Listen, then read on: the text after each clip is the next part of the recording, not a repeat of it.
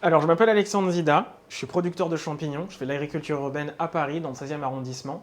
Ici, on est sur un site qui s'appelle les 5 Toits, qui est un centre d'hébergement d'urgence et qui était anciennement une caserne de gendarmerie.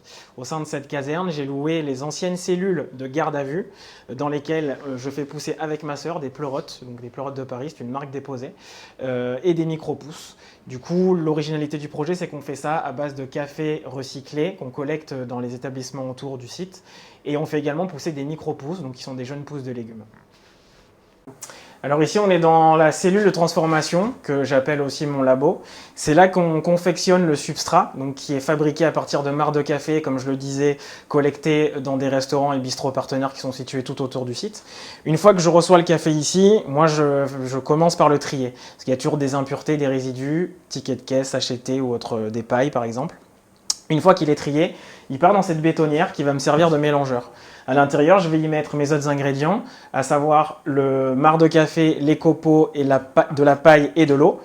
Une fois que tout ça s'est mélangé, le substrat il va partir dans des sacs comme ça, qui ont été en amont stérilisés et micro-perforés. On va remplir les sacs de substrat, on va les dater.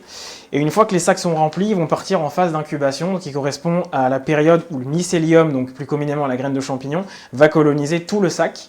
Et en fait, le sac, au bout d'un mois, il va devenir totalement blanc. Et c'est à ce moment-là qu'on sait que le sac va partir en fructification, donc qui correspond à la période où on va cueillir le fruit, autrement dit le champignon. Alors en termes de quantité, de ratio, moi personnellement, après plus d'1 an et demi de recherche, je fais ça plus ou moins à l'œil nu. La règle générale voudrait qu'on fasse du 50-50, moitié marc de café, moitié copeaux de bois ou paille. Il y a plein de champignonistes qui ont leur propre recette, ils n'ont pas du tout la même que la mienne, ça n'existe pas un champignoniste qui a la même recette qu'un autre, ça n'existe quasiment pas. Il y a toujours des quantités qui diffèrent.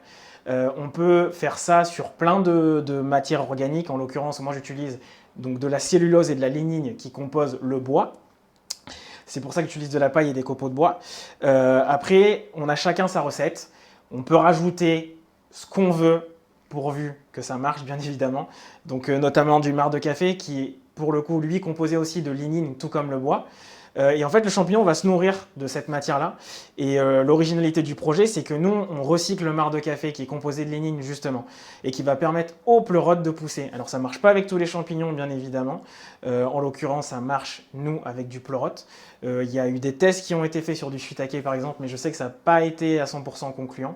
Mais voilà, l'idée, c'est vraiment que le champignon puisse se nourrir de toutes ces matières non valorisées aujourd'hui. Le marc de café, aujourd'hui, on le jette. Les copeaux de bois, on n'en fait pas grand-chose, si ce n'est des litières pour les chevaux, pour les animaux, les rongeurs, etc.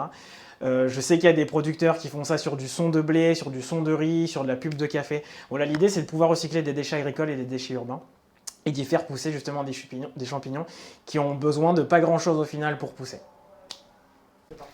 Alors là, du coup, on est dans la cellule d'incubation. Donc, c'est l'étape qui correspond à la colonisation du mycélium ou du blanc à l'intérieur du sac. Moi, petite précision, je ne fabrique pas moi-même le blanc de champignons parce que c'est quelque chose qui est réalisé par des professionnels. Et c'est surtout que nous, à l'échelle à laquelle on produit, on ne peut pas faire ça ici. Parce qu'il faut en fait que ça soit réalisé en labo, que le milieu soit complètement stérile et hermétique à tout parasite dans l'air. Donc nous, on l'achète directement à un fournisseur.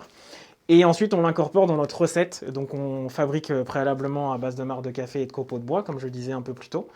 Donc, une fois que l'étape d'incubation est terminée, là, on voit clairement que le sac est tout blanc, qu'il n'y a aucun problème, que tout s'est bien passé, le mycélium s'est bien développé, il n'a pas eu de concurrent. À l'inverse de ce sac, qui lui a le même âge et qui s'est très mal développé, parce qu'on voit ici du vert, donc c'est une moisissure qu'on appelle le trichoderma, qui est très souvent associé à un excès d'humidité dans le substrat. Et on voit ici, rien que visuellement, qu'il n'a rien à voir avec ce sac-là. On voit très bien qu'il y a des zones marron, des zones vertes, etc. Donc là, ce sac, il ne va pas partir en culture, en fructification, comme celui-ci qui est prêt à partir. Mais lui, il va directement être composté dans le jardin qu'on a sur le site directement, qu'on remet tout simplement ces matières organiques dans la terre, tout simplement.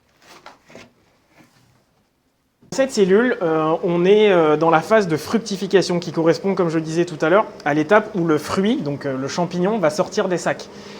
Cette phase-là, en fait, elle correspond à un stress pour le champignon parce qu'on va lui rajouter de l'humidité, de la luminosité, parce que ce que j'ai oublié de préciser, c'est que pendant la période d'incubation, le champignon est dans le noir total. C'est comme s'il était sous terre. On essaye de reproduire en fait le mycélium qui est sous terre à tout moment de l'année. Et du coup, ici, on va lui rajouter de l'humidité. Il faut à peu près entre 70 et 90% d'humidité relative dans l'air. On va lui rajouter de la fraîcheur aussi, parce que pendant la période d'incubation, on est autour de 24-25 degrés. Ici, dans la phase de fructification, on est autour des 18-19 degrés à peu près. Ensuite, on va lui mettre énormément de ventilation. C'est ce qui va permettre aux champignons de dégager tout le CO2 qui ressort quand ils poussent. Donc cette période-là, elle dure entre 5 et 10 jours à peu près. Là, on voit l'humidité qui sort. En fait, c'est un humidificateur que j'ai fabriqué moi-même qui permet justement de rajouter cette humidité relative dans l'air. Et on voit les débuts sur les sacs blancs qu'on voit, donc les débuts des pokés, on appelle ça donc des pokés de champignons qui commencent à sortir. Donc ça, c'est une recette qui est faite donc uniquement à base de marc de café et de copeaux de bois. Et là, en fait, c'est le début. Donc là, les petits champignons qu'on voit, qu'on appelle les carpophores, ont à peu près 3 à 4 jours. Donc l'avantage des champignons, c'est que ça pousse très vite et en fait, ils doublent de taille toutes les 24 heures. Donc si vous revenez demain, le champignon, en fait, il fait le double de ce que vous voyez actuellement. Du coup, le projet, donc c'est vrai que je ne l'ai pas précisé, mais on s'appelle les Pleurotes de Paris. C'est un projet qui a été très complexe à réaliser. Premièrement parce qu'on est à Paris, on fait de l'agriculture urbaine et le premier souci c'est l'espace, c'est le foncier. Donc dans un premier temps, il a fallu quand même s'armer de patience pour espérer trouver un endroit où concrétiser ce projet. Aujourd'hui j'ai de la chance parce que j'ai été pris au sein de l'association des 5 toits où j'ai pu développer mon projet. Il y a eu aussi une partie technique parce qu'il ne faut pas oublier que je suis parti de rien du tout.